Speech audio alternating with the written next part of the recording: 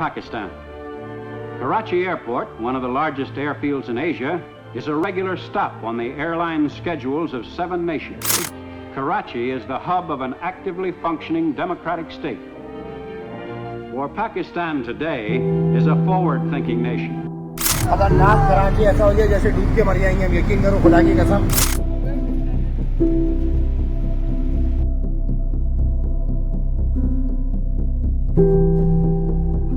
खुद देख रहे हैं कि हम कितने डूबे हुए हैं पानी में। कराची में वक्फे वक्फे से मूसलाधार बारिश से शहर की सूरत हाल अबतर है, हर तरफ पानी ही पानी। ये ग्राउंड के सारे फ्लैट डूब गए थे, सबको लाखों रुपए का नुकसान हो चुका है। ये गरीब लोग रहते हैं सब।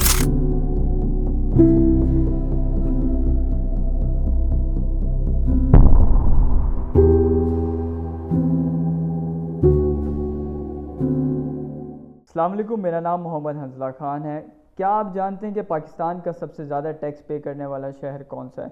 और क्या आप ये भी जानते हैं कि पाकिस्तान में किस शहर को रोशनियों का शहर कहा जाता है? जी हाँ, मैं बात कर रहा हूँ कराची की। कराची फिस्कल ईयर 2024 में सबसे ज़्यादा टैक्स पे करने वाला शहर था और उसको मौशी हब भी कहा जाता है। उसके साथ साथ रोशनियों का शहर कराची आज और कल की बारिशों में अंधेरे में डूब चुका था। जी हाँ, तकरीबन के इलेक्ट्रिक के 2200 फीडर्स में से 1400 फीडर्स जो थे वो काम करना छोड़ गए थे और तकरीबन निफ्स शहर की जो आबादी थी वो अंधेरे में डूब चुकी थी। आखिर क्या वजह बनी? वो शहर जिसको मौशी हब कहा जाता है, वो शहर जो सबसे ज़्यादा टैक्स पे करता है, वो सिर्फ एक बारिश से पूरा पानी पानी हो चुका है। इस पे और कराची की हालिया बारिशों की ग्राउंड रियलिटी पे बात करने के लिए खुद कराची से सीनियर तजज़ियाकार और सहाफ़ी सलमान भाई हमारे साथ मौजूद हैं। सलमान भाई, कैसे हैं आप सर?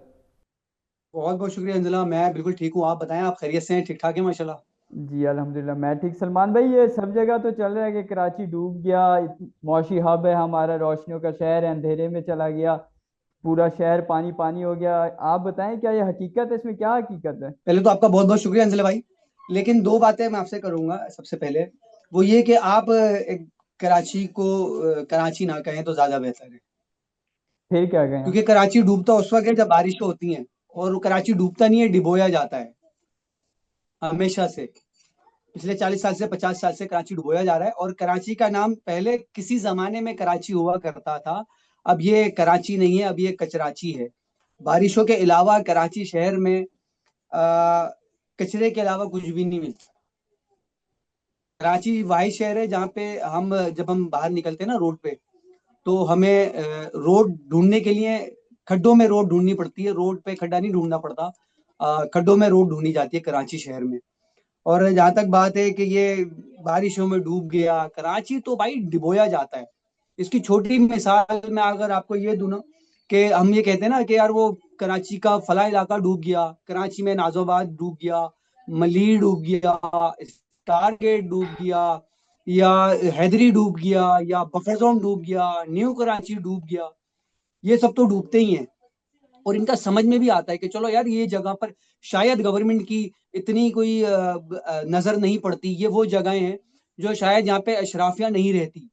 लेकिन कराची में अगर मैं आपको बताऊं, गवर्नर हाउस गवर्नर हाउस का जो रोड है वो मैं अपने बचपन से देख रहा हूँ। गवर्नर हाउस वाला रोड कराची में अगर आधे घंटे भी बारिश हो जाए ना, तो उस रोड से गुजरना मुहाल होता लेकिन हमने देखा वो गवर्नर साहब तो कह रहे थे कि है। 1.5 फीट 2-2 फीट पानी खड़ा हो जाए, वो कराची डूब गया, कराची डूबोया जाता है। क्योंकि कराची के लिए ना ये 17 साल इस सिंध हुकूमत के पास, पीपल्स पार्टी की हुकूमत के पास कोई मास्टर प्लान था, ना उससे पहले एमक्यूएम ने कराची के लिए इस मामले के लिए, खासकर ये जो मामला है ना कराची का, नदी नाले बिपट जाना, पानी खड़ा हो जाना, या अंडर पासिस भर जाना, ये अंडर पासिस का तो ये शुरू से ही है। आपने ड्रेनिंग सिस्टम वो बनाया ही नहीं। जब कराची में पहली दफा जब पहला अंडरपास बना था ना, शॉन माइकल वाला, जब पहली बारिश हुई थी ना, तो वो जो अंडरपास है, सिंगल रोड का अंडरपास है वो कराची का, दो तलवार के पास, मेरे भाई वो अंडरपास लबालब भरा हुआ था। उस वक्त आपके पास ड्रेनिंग सिस्टम खराब नाकिस था ना, तो आपको जब 10-15 साल पहले, 20 साल पहले जब इसका इब्तिदा हुआ था, उस वक्त आपने कुछ नहीं करा, तो अब से लेकर उस 15 साल 20 साल से लेकर आज तक, आज भी वही हालात हैं, और उससे पहले भी यही हालात थे। और ये हालात रहेंगे, क्योंकि कराची के लिए जो प्लानिंग होनी चाहिए थी ना, वो शुरू से ही नहीं हुई। लेकिन अगर आप सोशल मीडिया पे देखें, जो गवर्नमेंट ऑफिशियल्स की तरफ से पोस्ट लगाई जाती है, वो तो कहते हैं जी सब कुछ ठीक है, ये रोड भी ठीक है, वो नाले में भी पानी सही बह रहा है। तो फिर वो क्या? और हमने देखा है कि कराची में, ये सिंध में नहीं बेसिकली नहीं, कितने अरसे से वो बिल्कुल सही पीपल्स कहते हैं। पार्टी की हुकूमत है। तो मतलब आप कह रहे हैं कि कुछ भी नहीं हुआ कराची में या सिंध में? कोई तरक्की नहीं, कोई इंफ्रास्ट्रक्चर नहीं, कुछ नहीं?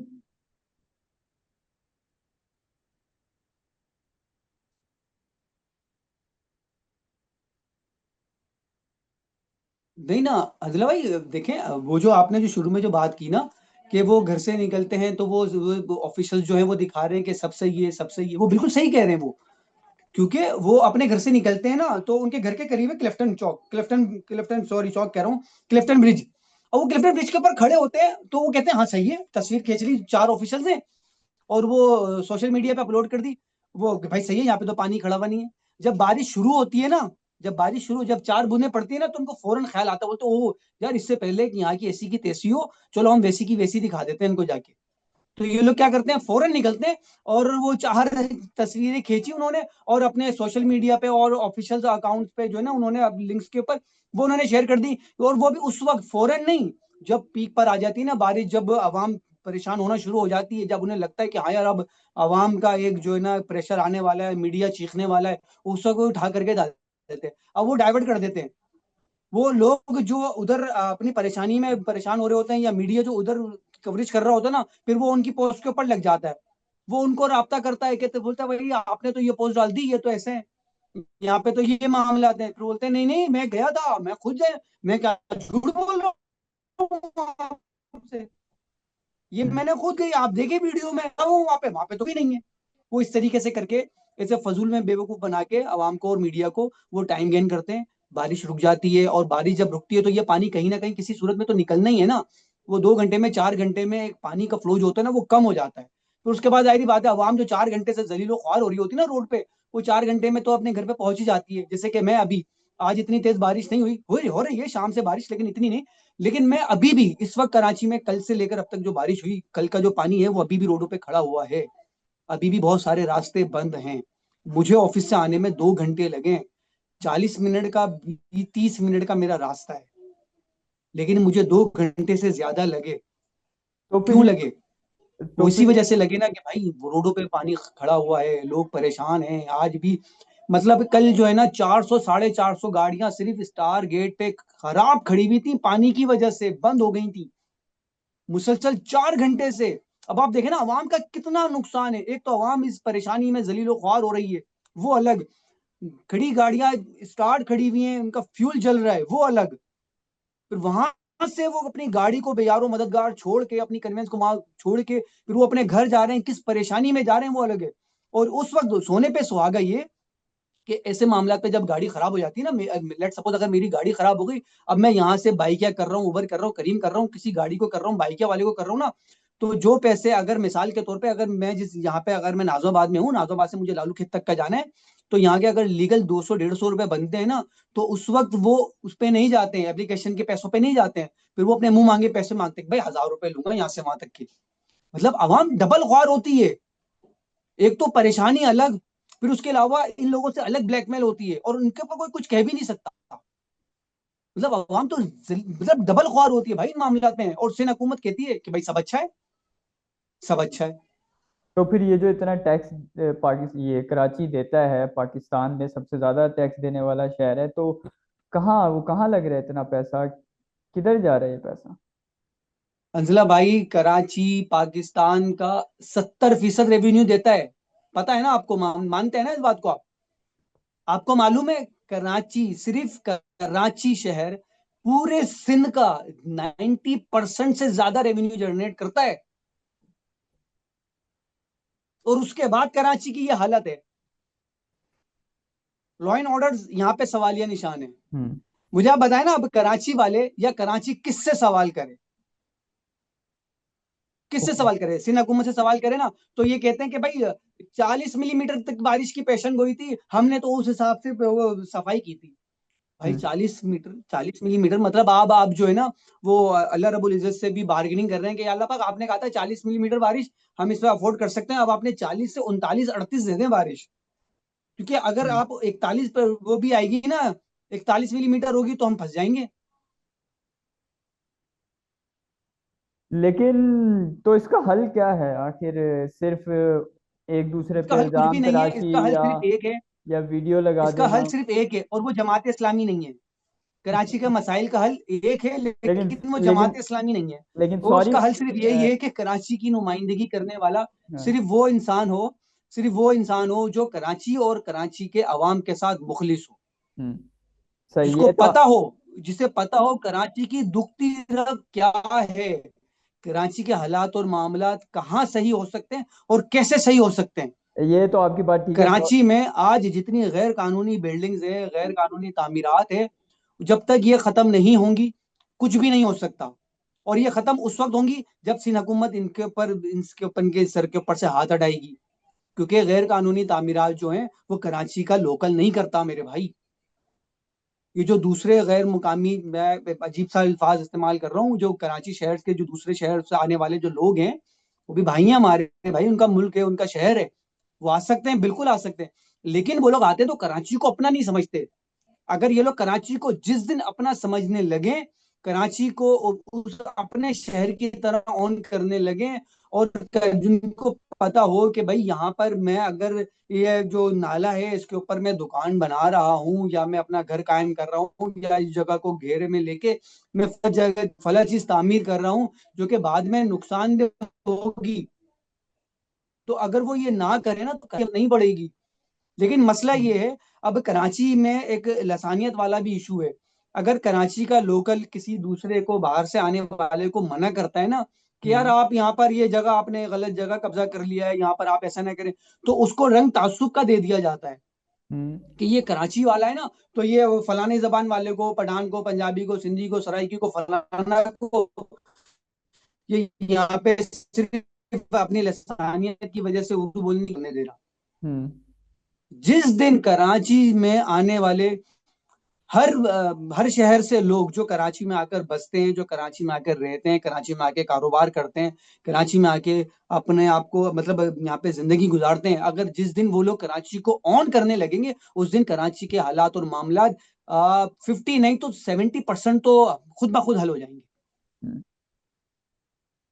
ठीक है। अच्छा, मेरा एक आपसे एक सवाल है। आपने बात की कि हल जमात इस्लामी नहीं है, लेकिन हम देख रहे हैं इसी दौरान, ये एक दो दिन में जब कराची में इस वक्त बारिश हो रही है, तो सोशल मीडिया पे एक कंपेन बेसिकली कह लें, या आप काफ़ी सारी वीडियोस चल रही हैं कि जी जमात इस्लामी का दौर जो था वो अच्छा था, उसमें कराची में इस तरीके से पानी ही नहीं भरता था, या हालात ऐसे नहीं थे लॉ एंड ऑर्डर के। तो इसमें क्या सच्चाई है? सब बकवास है, हम्म। सब बकवास है मेरे भाई। कराची जमात इस्लामी वालों से कोई पूछे, हम्म। आप हमें कोई 10 साल 20 साल पुरानी वीडियो निकाल के दिखा दो कराची की। हम्म। कराची मेरे भाई 40 साल पहले भी डूबता था, कराची 50 साल पहले भी डूबता था। कराची के जो रोड इतने चौड़े चौड़े, 200 250 300 फीट के जो रोड है ना, उनके ऊपर पहले भी ये गैर गैर कानूनी पथारे कायम होते थे और आज भी होते हैं। हम्म। कराची के नाले पहले भी भरते थे, आज भी भरते हैं। मैंने आपको पहले भी बताया था अंजिला भाई, कराची के लिए जो किसी भी शहर के लिए एक मास्टर प्लान बनाया जाता है, कराची के लिए आज तक कोई मास्टर प्लान नहीं बना। हर आने वाली हुकूमत अपने 5 साल के इक़्तिदार, 5 साल के मंसूबे लेकर आती है कि हम्म। हमने 5 साल में ये करना है, हम्म। और उनको वो चीज समझने में ही 5 साल निकल जाते हैं। वो बजट पास हो जाता है, पैसे निकल जाते हैं, सब कुछ हो जाता है, उसके बाद बोलते हैं भाई ये तो हमारा तो टाइम पूरा हो गया इसलिए तो हम कर ही नहीं तो सके। तो जमात इस्लामी, मुझे एक बात बताएं, जमात इस्लामी जी ने जी। कितना अरसा कराची पे हुकूमत करी है? हाँ। कितना अरसा कर, एक मेयर, एक नेमतुल्ला मेयर साहब के बाद उनके अलावा उनको कराची में कौन सा इक़्तिदार मिला है मेरे भाई? हम्म। तो मतलब ये भी जमात इस्लामी वालों की हमेशा शेरवानी टंगी रह जाती है कराची को ऑन करने के लिए। सही सही सही सही। अच्छा, ये तो। हाफिज नईम साहब ने जो एक शेरवानी टांग टांग सिलवाई थी ना इस दफा, 8 फरवरी के इलेक्शन में उन्होंने शेरवानी सिलवाई थी कि वो कराची का मतलब ऑन करेंगे और मुझको मतलब मेयर बन जाएंगे और फलाना हो जाएगा, कराची में होल्ड हो जाएगा। ये सिर्फ भाई मजमा जमा कर सकते हैं जमाती हजरात सिर्फ मजमा जमा कर सकते हैं, इसके अलावा कुछ भी नहीं कर सकते। और एमकेएम वाले सिर्फ शोर कर सकते हैं, सिर्फ शोर कर सकते हैं, सिर्फ लंबी चौड़ी असेंबली में खड़े होके या रोड पे खड़े होके भाषण मार सकते हैं, उसके अलावा कराची के लिए कुछ नहीं कर सकते। पीपल्स पार्टी वाले सिर्फ और सिर्फ बजट पास करा सकते हैं, कराची का पैसा खा सकते हैं, इसके अलावा कुछ भी नहीं कर सकते। कराची के मामला सिर्फ उस वक्त हल होंगे जब कराची को समझने वाला, जिसको पता हो कि कराची के असल मसाइल क्या है। देखिए कराची का जो सबसे बड़ा मसला है ना, वो कराची के मसाइल नहीं है, कराची के वसाइल हैं। ये बात समझने की है। हम लोग कहते हैं ना कि कराची का मसला ये है, कराची का मसला ये, कराची का मसला मसला नहीं है, कराची के वसाइल सबसे बड़ा मसला है। कराची मुआशी हब है, इसको सब नोच रहे हैं, बोले यार इसके ऊपर कब्जा करो, यहाँ से हमें इतना फायदा हो जाएगा। कराची का हमने पोर्ट के ऊपर कब्जा कर लिया, कराची पे हमारी यहाँ पे मिनिस्ट्री हो जाए, हम ये कर लें, हम वो कर लें, हम ये कर लें। कराची के वसाइल पे तो सब कब्जा करने के लिए राजी हैं, लेकिन मसाइल हल करने के लिए कोई भी एग्री नहीं है, सिर्फ बात करने तक है। सिर्फ ये जबान, ये को मैं अभी मुझे जो है कराची के मामले पे मैं थोड़ा एक्स्ट्रा ऑर्डिनरी हो जाता हूँ। इसमें मैं एक छोटा सा जुमला बोलूंगा, इनकी सबकी जो है ना, चाहे वो जमाती हो, चाहे वो एमकेएम वाला हो, चाहे वो एनपी वाला था, या वो पीपल्स पार्टी वाला है, कोई भी है, इनकी लल्लो चलती है सिर्फ कराची के ऑन करने के लिए। हाथ नहीं चलता, अच्छा। जेब में हाथ नहीं जाता है कि यार ये मेरे बच्चे का पैसा जो मैंने अपने बाप का माल समझ के अपनी जेब में रख लिया है ना, ये मैं कराची के लिए लगा दूं। ओ भाई, अगर आप रुपए में से अगर आप 8 आने भी लगाओ ना, 8 आने खा लो यार, अगर 8 आने भी लगाओ ना, तो कराची पे कुछ नजर आए, कुछ नजर आ जाए आपको। आज कराची के हालात और मामलात इतने बुरे हैं मेरे भाई, इतने बुरे हैं कि आप 10 बजे के बाद छोड़े, 10 बजे को यार, आप नॉर्मल वक्त में भी ना, दिन के औकात में भी घर से बाहर अपना मोबाइल लेकर नहीं जा सकते आप। हम तो इस बात को रो रहे हैं ना कि बारिश हुई और पाँव मेरा फिसला, पुट पुट पुट। ओ भाई, ये सारी बातें बकवास हैं। बारिश में पानी हर जगह पूरी दुनिया में जमा होता है यार, लेकिन निकल जाता है, लेकिन यहाँ खड़ा रहता है। कराची वाहिद शहर है, वाहिद शहर है जहाँ पे पानी जो है ना वो नालों में नहीं जाता। यहाँ पे कितने नाले हैं कराची में, हर इलाके में एक नाला है, लेकिन यहाँ पे जब बारिश होती है ना, तो यहाँ का पानी उन नालों में नहीं जाता, उन नालों में से निकल रहा होता है। अच्छा। और वही आवाम के लिए अजियत बन जाती है। और मैं आपको एक बात बताऊं, पिछले साल जो है ना, पता नहीं 40 से 41 करोड़ रुपए सिर्फ नाले की सफाई के लिए मुख्तस किए गए थे। तो वो लगे। और इस साल तकरीबन, जहां तक मुझे पता है, 60 करोड़ का बजट पास हुआ था। 60 करोड़ की खती रकम वो पास की गई थी नालों की सफाई के लिए। लेकिन कल से लेकर अब तक एक सिंगल मशीनरी रोडों पे खड़ी नहीं थी। खैर आज की तो मैं बात करूं, आज तो मैंने देखी, लेकिन कल जब बारिश हो रही थी, पानी खड़ा हुआ था, सिंध हुकूमत को पता था। सिंध हुकूमत के तर्जुमान जो है वो पता है क्या कह रहे थे, वो ये कह रहे थे कि भाई हम तो इंतजार कर रहे हैं कि बारिश रुक जाए ना, तब हम रोडों पे निकले और सारे मामला देखें। यार जब बारिश हो रही है, आवाम परेशान है, आप अपनी मशीनरी उस वक्त लेके निकलेंगे ना रोडों को, मतलब जो नाले हैं उनकी सफाई आप उस वक्त करेंगे ना। एक अगर आप मारेंगे ना उसके ऊपर, तो वो पानी निकल जाएगा। लेकिन आप तो वो मशीनरी लेके बैठे में आवाम को जलील ख्वार होने दो। जब ये आवाम थक हार के 4 घंटे 6 घंटे जलील होके निकल जाएगी, उसके बाद फिर हम देखेंगे। ठीक है, ये तो बात हो गई, लेकिन हमने वीडियोस देखी सोशल मीडिया पे कि हुक्मरान जो हैं, वो चाहे वो मेयर साहब हों या गवर्नर साहब हों, वो रात को निकले, लोगों की गाड़ियों को धक्के लगवा के निकाल रहे थे, या जहाँ पे पानी जमा था वो निकाल रहे थे। इससे ज़्यादा आप वो क्या करें, आप मुझे बताएं। कराची के लोग इससे ज़्यादा उनसे क्या चाहते हैं कि वो और क्या करें। असल भाई, आपने वो जो वीडियो सोशल मीडिया पे देखी, वो किस पहर की थी? जी जी, वो शाम की थी, तकरीबन अंधेरा हो गया था।